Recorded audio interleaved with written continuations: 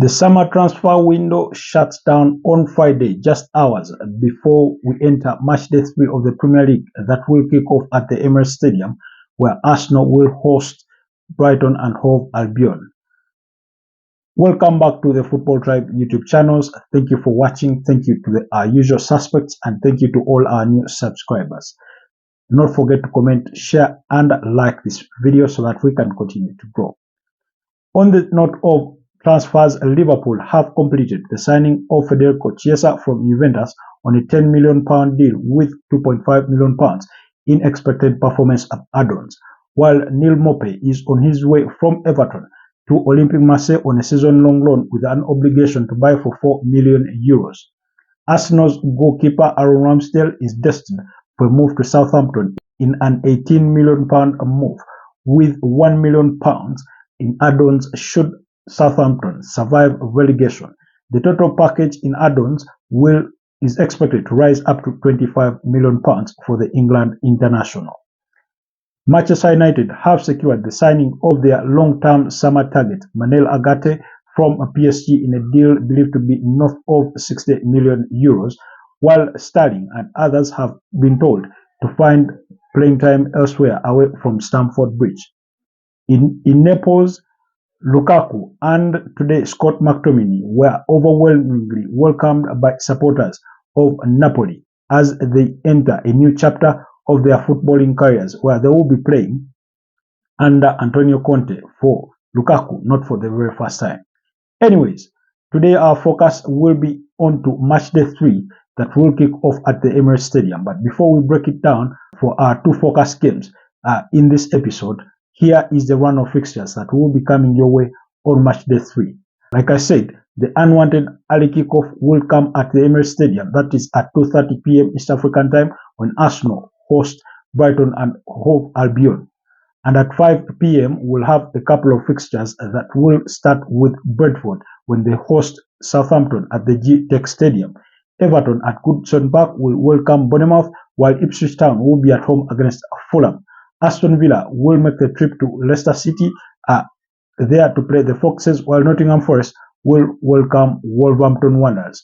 That means Nuno Espirito Santo, the manager of Nottingham Forest, will be facing off with his former bosses at Wolves. And at 7:30 p.m, West Ham United will host Manchester City. And on Super Sunday is where we have the blockbuster. But before we get to the weekend's blockbuster, fixtures will kick off at 3:30 p.m. when Chelsea host Crystal Palace, while Newcastle will be at home against Spurs. And in the biggest game of the weekend is arguably the English Premier League's oldest and biggest rivalry, when Manchester United host Liverpool. So we'll be reviewing at least 2 of those 10 fixtures in this episode. And we will kick things off from where things will start when we enter the weekend at the Emirates Stadium. Arsenal come into this game with some bit of injury concerns for themselves.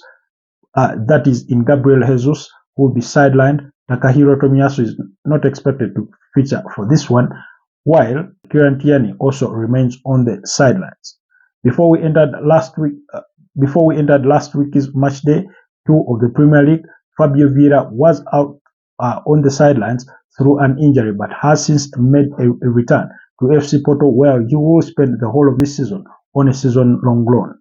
So those are the injury concerns from the Gunners camp. But on the other side of Brighton, whereas Pavis Estupiñán is back in the squad, it still remains a dream for Solly March, Ivan Ferguson to make that starting 11, because they are still sidelined through injury.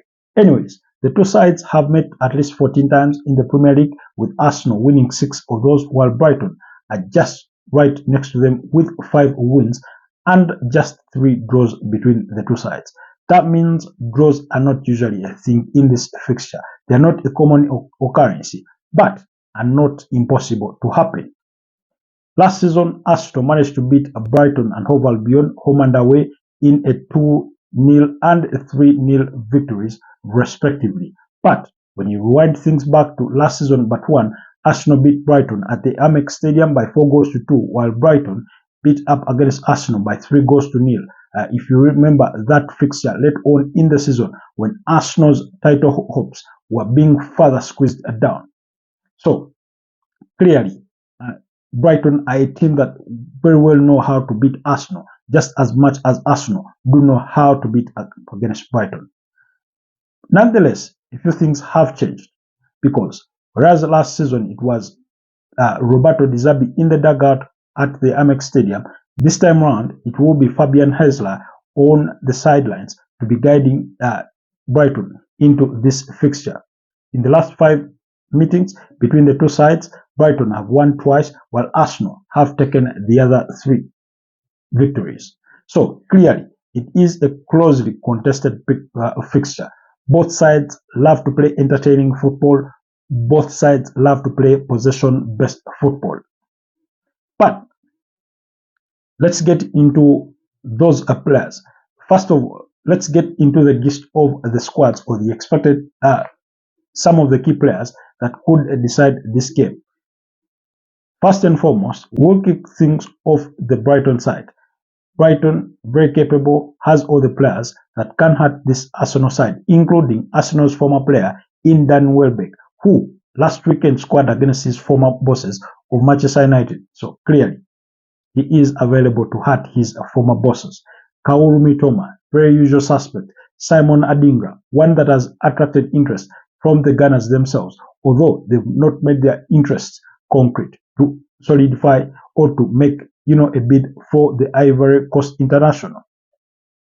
So when you look at this team, Tariq Lamptey, Pavis Estupinan, Julio Enicio, Lewis Dunk, in that backline, this is a group of players that is very, very good. João Pedro was the man that broke the hearts of Manchester United fans last weekend when he scored that late winner, as Brighton beat up against Manchester United by 2-1 to complete their perfect start in the Premier League. That means 2 victories in 2 games, their first being a 3-0 victory against Everton on the opening weekend of this season. So clearly, Fabian Ħeżla has had a good start to his career at the Emirates Stadium. So as far as things go, Brighton are very capable, very, very capable of hurting this Arsenal side. Possession-based football, attacking football, they do have the pace, they do have the spirit to fight for a point. And not just a point, but for all 3 points. And for Arsenal, who are believed to be title contenders, just like they were last season and a season before that, this comes as a very tough fixture for them. Does it come very early on in the season? It doesn't matter when it comes, at what stage in the season. If you're a title contender, you must be able to put in the shift, to garner all 3 points, to secure your spot on the Premier League log. Just like Brighton, Arsenal have equally won their opening 2 fixtures, both 2-0 victories, one against Wolverhampton Wanderers and another against Aston Villa, which was their first test last weekend. But yet, another test does come right after that, when they do face Brighton in an unwanted early kickoff. Why unwanted? I do not know. There's just something about early kickoffs in Premier League football. They are not easy fixtures, might I say. Is it because of the temperatures? Usually, maybe yes, maybe not. But those early afternoon fixtures are usually troublesome, not just for big teams, but for mid-table teams and small teams as well. Usually when it's small teams versus big teams, they tend to make it difficult for the big teams. And if it is mid-table teams, they tend to make it difficult for anybody, just as much as it can be made difficult for them. So there's just something about, early kickoffs that we cannot put quite a finger on. As far as the Arsenal squad is concerned, most of their number 1 players are available. Last weekend, we did see Zinchenko being relegated to the bench in favor of Jurriën Timber, who started at that left back role. He did perform fairly well, I did think. Didn't give much space to Leon Bailey to really trouble them. Of course, it was a game that Arsenal had luck on their side, that Ollie Watkins missed those 2 chances. Otherwise, the scoreline could have been different, or even the final result. And then on the other hand, Arsenal chose to be clinical with the 2 chances that they got before Martin Odegaard squandered his own later on in the game as they won that fixture by 2-0. So David Raya, with his heroics of the weekend, will be back in between the goals. Now, in the wake of Aaron Ramsdale's transfer to Southampton, the Gunners have made a 20 million euro bid for Espanyol goalkeeper 𝐿𝐎𝐏 Now, it is reported that Espanyol do want about 30 million euros if they are to release the player. Not sure that's quite the fee that you would want to be paying for a second goalkeeper, but that is how competitive football is getting, especially in terms of spending among English clubs. So at right back, of course, you will expect to have your Benjamin White, Saliba, Gabriel Magalhaes to fill that defense. And in midfield, again, we saw Thomas Partey start, Declan Rice and Martin Odegaard. But then they've completed the signing of Spanish midfielder in Mikel Merino. Will he be available for selection? Not too sure about that, but he could be in the matchday squad. May not start because the fixture may come a little too early for him, but my gut feeling says he could be in the matchday squad because this is the final match that we will be having, and then we'll go into a break, the international break, that we'll see all your favorite teams or otherwise feature in different friendlies and qualifying, matches in different competitions. So the forward lines, of course, Kai Havertz is expected to lead them because Arsenal have also sold off another player in 𝐵𝐷𝐾𝐒 to go to Crystal Palace in a deal believed to be worth £25 million with £5 million expected in performance add-ons. So I do not know if it is just me, or it is a similar thought out there that Arsenal have greatly trimmed down their squad. First of all, they've let go of Fabio Vieira to return to FC Porto on loan. They've let go of 𝐵𝐷𝐾𝐒 𝐍𝐻𝐾, Emil Smith-Rowe. Of course, they had already lost, that is El Neni and Cedric Soares. They did let go of Albert Sambi Lokonga, who moved to Sevilla on a season-long loan with an option to buy. Nuno Tavares off to Lazio on a season-long loan with an obligation to buy for about 9 million euros. So they've really let go of a good number of players. Now the question is, are they reinforcing? Last weekend, Mikel Arteta did say that it was important that they do add some bodies in that squad. Not just bodies, but players that can improve his squad. Who are the targets they've been looking at? They mentioned strikers, they mentioned wingers, names like Nico Williams, Simon Adingra, Belechi Eze, name it all. They've all been in that conversation, but Arsenal have not made any concrete moves in that regard. The other expected player that could leave Arsenal before the close of the transfer window could be Wes Nelson. Now, again, that leaves Arsenal's squad quite thin in terms of once you have these missing pieces in your starting lineup. When you look at the bench, you have those players that can come and fill that void. In Leandro Trossard, they have a good player in there. In Wes Nelson, they have an average player. In Ethan Nwaneri, they have an untested player, I do think. And in Mikel Merino, you do have a player who has to adapt to this Premier League. So clearly, there's a bit of questions. Of course, in the holding midfield, you do have a Jorginho, very capable. He's been there for ages. He's capable of doing it. But I can't help but feel and think that Arsenal have trimmed down their squad. And they're a bit short, or not just a bit short, but they are really short in certain areas, especially in those attacking positions. Look at their, right wing where Bukayo Saka plays. Of course, one would argue that Gabriel Jesus would be coming in to play in that role, but he's already injured just after one game into the season, a game that he didn't even start. So, and then you look at that striking, position. You only have Kai Havertz, a makeshift striker. Then, who is his backup? Potentially Gabriel Jesus, who is again injured. You have Leandro Trossard, who doesn't really fare well when he plays as a lead striker. We all know he's better off playing in that position behind the striker or on the flanks.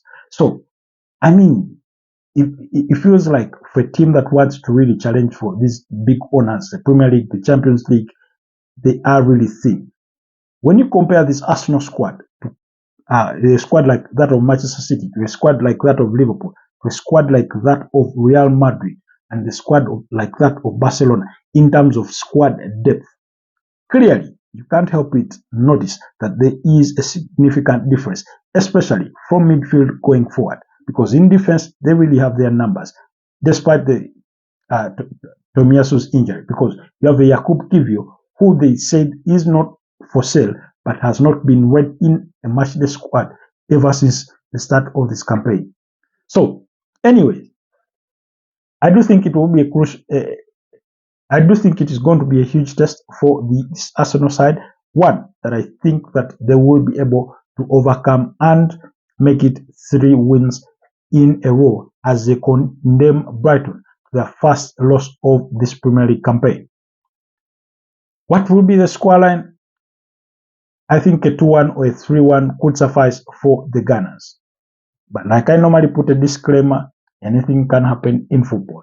Anything is possible in the Premier League. So do not bet your life on it.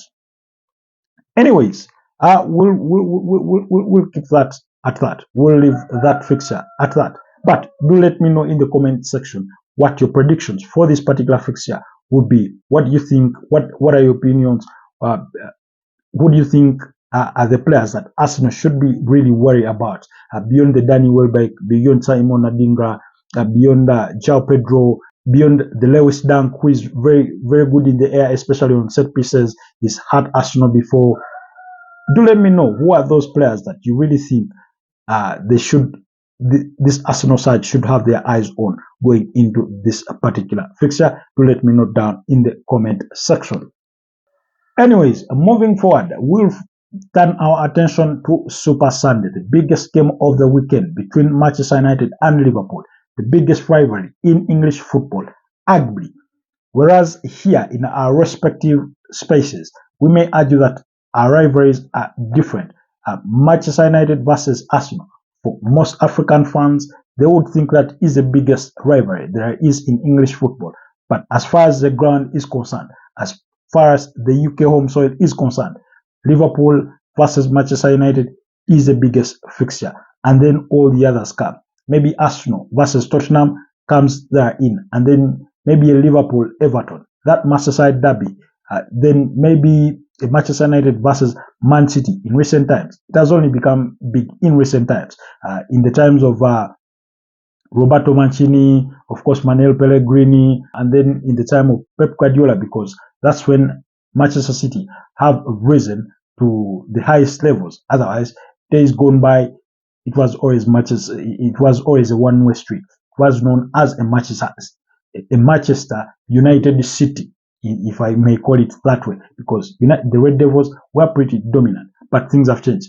So this rivalry dates to as far back as the Industrial Revolution eras between Manchester United and Liverpool. So it's that big a deal for England fans, for English football fans, both locally and beyond.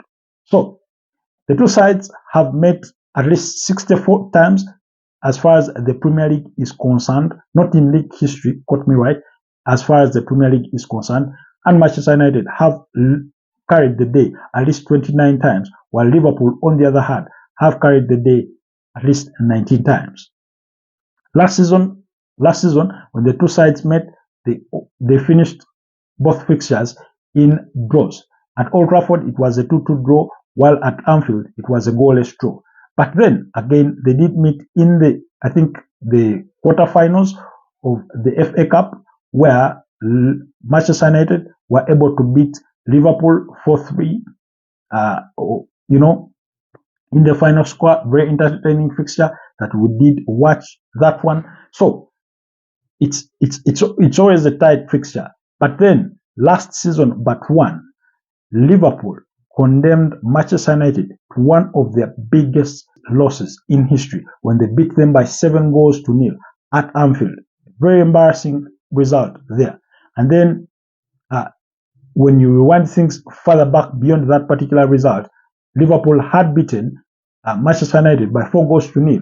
So in the existence of Erik ten Hag as manager, He has gone to Anfield 3 times. Those 3 times, he's been beaten twice and drawn once. But then, he just doesn't lose this particular fixture at Old Trafford. On a bad day, on a good day, on their lowest moment, Manchester United do not just lose to Liverpool on their home turf. They may get embarrassed elsewhere. Brentford may beat them 4-1. Brighton may beat them. Arsenal may beat them. But they will not take a beating from Liverpool at Old Trafford. And I think that stance will still remain by the end of this weekend. I can't really put a finger on who will win the fixture, but I do know that Manchester United will not lose this particular fixture. So that's the context there of things. Of course, Manchester United do come in this game with injuries, but as we wait for the official press conference from Erik ten Hag, at least the information we have at hand as of this moment is that Rasmus Højlund is still out injured. Tyler Malacia, that's a knee injury, but Rasmus Højlund, it's a hamstring. Lenny Yoro suffered a broken foot. Their summer recruit there. And then you do have a Mason Mount who was precautionary withdrawn from their last game. And then Luke Shaw is struggling with the calf injury. We'll wait for the official, injury news from the Manchester United camp. But so far, those are the players that are expected to miss or to be on the sidelines of this particular fixture. On the side of Liverpool, everything is almost perfect except one player. Curtis Jones is the only player that is injured. We are talking about an electric Liverpool side. One we saw close to a 2-0 victory last weekend. Luis Diaz with that counter-attack. Mo Salah scoring his 93rd goal at Anfield in 128 games. So that is the Liverpool side that we are talking about. Very, very strong side. Of course, Alson Ramsey-Baker, Ibrahim Konate, Virgil van Dijk, Andy Robertson, Trent Alexander-Arnold, who looked very unhappy when he was substituted last weekend. But of course, Arne Slot, the new Liverpool manager, I did watch him go over to Trent Alexander-Arnold and, give him a pep talk right there in the heat of the moment. And then that midfield, of course, Wataru Endo, Ryan Gravenberch, Dominic Szoboszlai, Alexis McAllister, Diego Jota up front, Darwin Núñez, Mo Salah, Luis Diaz, Cody Gakpo. This is, a well-full squad. You have Tsimikas in there. Liverpool is just a complete squad, and yet they've chosen to add on Federico Chiesa. Yes, they did miss out on the signing of Martin Zubimendi, who preferred to stay in at his home club at Real Sociedad. But that doesn't mean that they are a walkover, because they do have the players to hurt any team in the Premier League, be it the champions Man City, be it the title contenders who keep losing it away in Arsenal, or Chelsea that has as many players as a rugby team can have. I mean, 2 rugby teams playing one another at the same time. That's as many players as they have on the sidelines, not even in their main squad. That's how things are. Anyways, on the side of Manchester United, goalkeeper Andre Onana, Diego Dalot or Mazzoro, whichever they choose to start at right back and left back respectively, Matthias de Ligt, Harry Maguire, Lisandro Martinez. Come to the midfield of Casemiro, Kobe Mainu, Bruno Fernandes. I do know the fixture will come too early for Manel Agati, despite the fact that it will come at the end of the transfer window. It's not a kind of fixture that you throw in a player that has had barely 2 training sessions or 3 training sessions with the club. To start in such a game, you do have your Christian Eriksen available for selection, Marcus Rashford, Amadou Diallo, Alejandro Garnacho. Then there is speculation that they could sign Raheem Sterling from Chelsea with Jadon Sancho, choosing to go in the opposite direction. I mean, you have your Joshua Zirkzee, who had a great start to the Premier League when he scored that sole goal as Manchester United beat up against Fulham on the opening day of the Premier League for this season. So, those are the kinds of squads, both sides capable of getting the perfect result against the other. But the stubbornness of Liverpool is one to constantly worry about. And yet, at Old Trafford, Manchester United have proved time and again that they are capable of neutralizing that threat. So, it is a fixture that does promise some spectacular goals. This is the fixture that announced Anthony Martial to the Manchester United fans when they signed him from AC Monaco when Louis van Gaal was still in charge. Remember, he came on, scored that Thierry Henry-like goal, and then that stadium went crazy. Ever since then, of course, Anthony Martial has since moved on as a free agent at the end of last season. So, anyways, it's that fixture. What is my prediction for this particular one? I do think it will be a 2-2 draw for this particular fixture. I'm still going for that. Could United edge it? Yes. Do Liverpool have the potential to edge it? Yes. But my gut feeling says they're going to share the spoils. A 2-2 draw or a 1-1 draw. Somehow. Just like last season, Liverpool were on top of things. And then somehow they gifted United goals and it ended 2-2. But anyway, do let me know down in the comment section if you have a different view about this particular fixture. Why you think the battles will be fought? Will it be Bruno Fernandes versus McAllister? Is it going to be Kobbie Mainoo versus Ryan Gravenberch or Wataru Endo? Is it going to be, Joshua Zirkzee giving Virgil van Dijk run for his money on the other side?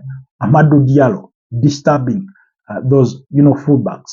Alejandro Garnacho with his pace, with his speed, with his trickery. Or Marcus Rashford will be chosen to, start this one. Because take nothing away from Marcus Rashford. Even in his bad days, he has a tendency of rising against the big, teams, against the Chelseas, against the Manchester Cities. We all remember that, super strike that he scored against Man City last season, despite the fact that they ended up losing that fixture. So, you never know. Whichever player that they may feel is capable of, harming Liverpool. And the reverse is true. Otherwise, do let me know what your views are down in the comment section. And if time allows us, tomorrow we'll preview some more fixtures that will be coming your way. Probably that big fixture between Spurs and Newcastle, and then Manchester City against West Ham, because Pep Guardiola will be facing off with the former Real Madrid manager in Julian Lopetegui, also formerly the head coach for the Spain national team. Before we head into the international break, Eddie Howe has questions to ask of Ange Postecoglou in that battle. Remember when I was making my predictions for the season, I did say that Tottenham and Newcastle will be among the teams that will be fighting for that top 4 position. So there will be questions asked among the two sides. It is reported that Kieran Trippier, after being stripped of his captaincy at Newcastle and the armband given to Bruno Guimaraes, wants to leave the club, and Everton are interested. Do keep it locked on the channel, and I'll keep you abreast of whatever the final developments will be in this transfer window. Otherwise, stay blessed and have a blessed weekend ahead. See you next time.